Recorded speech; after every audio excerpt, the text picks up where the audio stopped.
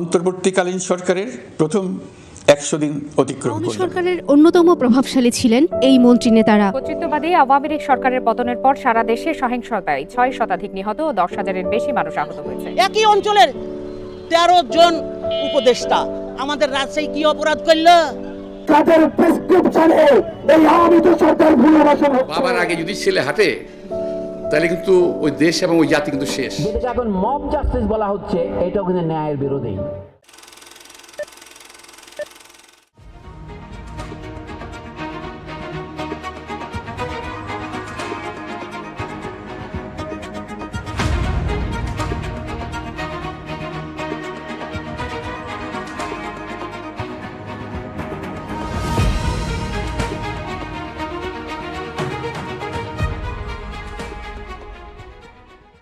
আপনি বাংলাদেশে একটা র্যান্ডম মফস্বল শহরের কথা চিন্তা করেন।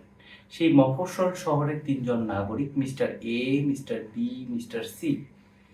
মিস্টার এ তিনি একজন প্রিভিয়াস রাজনৈতিক দলের প্রভাবশালী নেতা।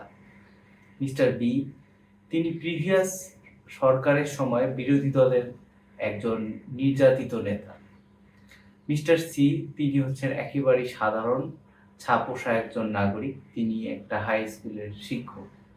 তো মিস্টার এ যিনি প্রিভিয়াসলি একটা সরকারি রাজনৈতিক দলের সাথে খুবই ওতপ্রোতভাবে যুক্ত ছিলেন, বেশ প্রভাবশালী নেতা ছিলেন, আপনি যদি এই মুহূর্তে তাকে জিজ্ঞাসা করেন তিনি কেমন আছেন, তো স্বাভাবিকভাবে উত্তরটা হতে পারে তিনি আসলে মানসিকভাবে ভালো নেই। এবারে আমরা যদি মিস্টার বি এর কথা চিন্তা করি, তিনি দীর্ঘ বছর পরে এখন একটা বেশ আকাঙ্ক্ষিত সময় কাটাচ্ছেন। অপরদিকে মিস্টার সি তিনি একজন হাই স্কুল শিক্ষক, তিনি কোনো রাজনৈতিক দলের সাথে পাশে কখনো নাই, কখনো ছিলেনও না। এখানে mister C stands for civil, অর্থাৎ আমাদের দেশের সাধারণ জনগণ যারা, তাদের সাইকোলজিতে বর্তমান সময়টা কিভাবে অনুভব হচ্ছে বা তারা কিভাবে বর্তমান সময়টাকে পার্সিভ করছেন। আমাদের দেশের 80% মানুষই আসলে মিস্টার সি এর মতো নির্দলীয় এবং একেবারে সাধারণ নাগরিক, এবং এই অংশটা আসলে তাদের বেসিক নিডগুলোর ফুলফিলমেন্ট নিয়ে খুব বেশি ওরিয়েন্ট। মাসলোর হায়ারার্কি অফ নিড আমাদেরকে পড়ানো হয় অনার্স লেভেলে। সো এখানে আমরা যে জিনিসটা দেখি যে মানুষ আসলে একটু একটু করে তার উন্নততর চাহিদার দিকে যেতে থাকে। হ্যাঁ, যেমন একেবারেই প্রথমে প্রাইমারি হচ্ছে বেসিক নিড। বেসিক নিড বলতে খাদ্য, বস্ত্র, বাসস্থান, শিক্ষা, চিকিৎসা, এইরকম যে একেবারেই মানে মানবাধিকারের সাথে যুক্ত যে নিডগুলো আছে সেগুলো। দ্বিতীয়ত হচ্ছে সিকিউরিটি অ্যান্ড সেফটি, অর্থাৎ আমি বেসিক নিডগুলো ফুলফিল করলাম, এরপর আমি আরেকটু সিকিউর থাকতে চাই, সেটাও যখন আমি আনলক করে ফেললাম, তারপর আমি চাচ্ছি আমার বন্ধু বান্ধব পরিবার সবার সাথে একটা সুন্দর মিনিংফুল সম্পর্ক, সেটাও আমি যখন পেলাম, তারপরে আমার নিড হচ্ছে আমি একটু সোশ্যাল রিকগনিশন চাচ্ছি, মানুষের কাছ থেকে রেসপেক্টেড হতে চাচ্ছি, মানে এক কথায় আমি একটু লিডারশিপ রোলে আসতে চাচ্ছি। এরপর এটাও যখন ফুলফিল হলো, তারপরে আমার একেবারে হায়ার অর্ডার নিড হচ্ছে আমার সেলফ অ্যাকচুয়ালাইজেশন, অর্থাৎ নিজের মোরালিটিটাকে বোঝা, নীতি, আদর্শ, চেতনা, এইরকম যে হায়ার লেভেলের বিষয়গুলো সেগুলো বোঝা, একেবারে হায়ার স্টেজে পৌঁছানো, সবকিছু শীর্ষে ওঠা। যদি বেসিক নিডগুলো ফুলফিল না হয়, তার পক্ষে কিন্তু চেতনা ও আদর্শগত সংস্কারটা আসলে মিনিংফুল হয় না। এটা ঠিক এইভাবে আমরা উদাহরণটা দিতে পারি যে একটা ভিক্ষুক, তার পেটে অনেক খিদে, আপনি তাকে খাবার না দিয়ে যদি ফ্রেঞ্চ কাফকার রচনা সমগ্র হাতে ধরিয়ে দেন, এটা তার কাছে একটা পরিহাস ছাড়া কিছুই না। তো আপনি যদি চেতনা এবং আদর্শগত একটা ওভারঅল সংস্কার করতে চান, প্রথমে আপনার এই সি এর মতো সাধারণ নাগরিক যারা, তাদের বেসিক নিডগুলো ফুলফিল করতে হবে।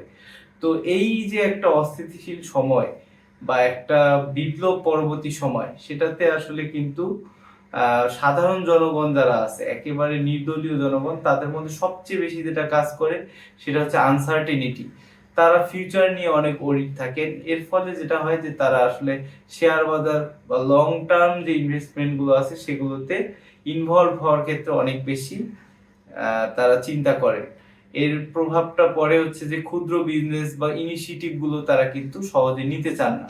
1996 থেকে 2021 সাল পর্যন্ত ডেটা অ্যানালাইসিস করে দেখা গেছে পাকিস্তানের শেয়ার মার্কেটে পলিটিক্যাল ইনস্টেবিলিটি যত বেশি বেড়েছে তত বেশি ইনভেস্টরদের আত্মবিশ্বাস কমেছে, এবং এখানে পলিটিক্যাল ইনস্টেবিলিটির সাথে শেয়ার মার্কেটেরও কিন্তু ইনস্টেবিলিটি দেখা গেছে। এর পাশাপাশি 113টা দেশের উপরে পরিচালিত একটা গবেষণায় দেখা গেছে যে ইকোনমিক গ্রোথের ক্ষেত্রে পলিটিক্যাল ইনস্টেবিলিটির সাথে এটার কোরিলেশন নেগেটিভ, অর্থাৎ পলিটিক্যাল ইনস্টেবিলিটি যত বাড়ে কোনো একটা দেশের ইকোনমিক গ্রোথ কিন্তু তত কমতে থাকে। আবার খাদ্য নিরাপত্তার সাথেও পলিটিক্যাল ইনস্টেবিলিটির একটা নেগেটিভ কোরিলেশন আছে। সো রিসেন্ট একটা প্রতিবেদনে দেখলাম আমাদের দেশের জনসংখ্যা নাকি 40 কোটি।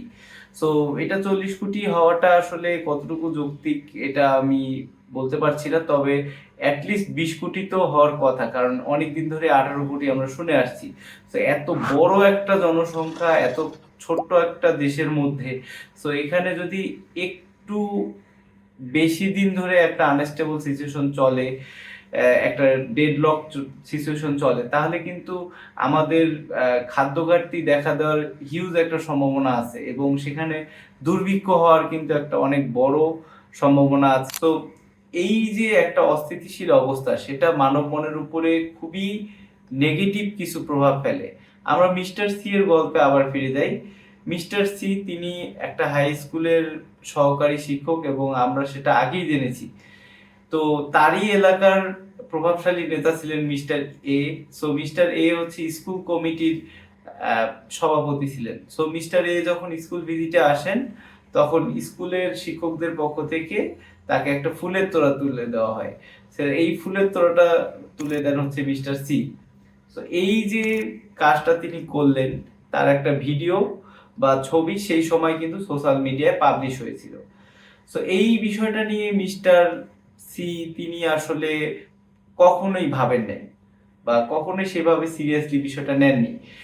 কিন্তু রিসেন্টলি পট পরিবর্তনের পর দেখা যাচ্ছে যে তার সেই ছবিটা কোনো একটা পেজ থেকে, ফেক আইডি থেকে সেটা কিন্তু ভাইরাল করা হয়, এবং তাকে বিভিন্ন রকমের ভয়ভীতি দেখানো হয়।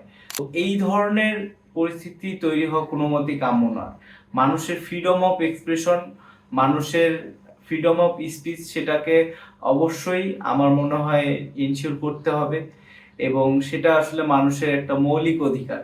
সেটা যখন ইনশিওরড হবে না, যখন একটা কথা বলার জন্য মানুষকে ট্যাগ দেওয়া হবে, তখন কিন্তু আসলে মানুষ কখনোই সিকিউর ফিল করবে না, একটা ইনসিকিউরিটির সেন্স তার মধ্যে তৈরি হবে, সেটার একটা সুদূর প্রসারী ফলাফল থাকতে পারে। আবার অনেকেই দেখা যায় যে বিভিন্ন ব্যক্তিগত শত্রুতা, ব্যবসায়িক শত্রুতা, সেটার কিন্তু একটা প্রতিশোধ নেওয়ার জন্য এই ধরনের বিষয়গুলোকে নিয়ে তারা হ্যারাসমেন্টের সুযোগ তৈরি করে।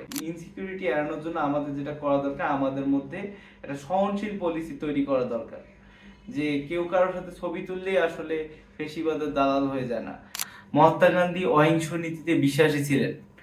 তিনি তাকে প্রিভিয়াসলি 2 বার হত্যা করার চেষ্টা করার পর নাথুরাম গডসেকে পুলিশের কাছ থেকে ছাড়িয়ে এনেছিলেন।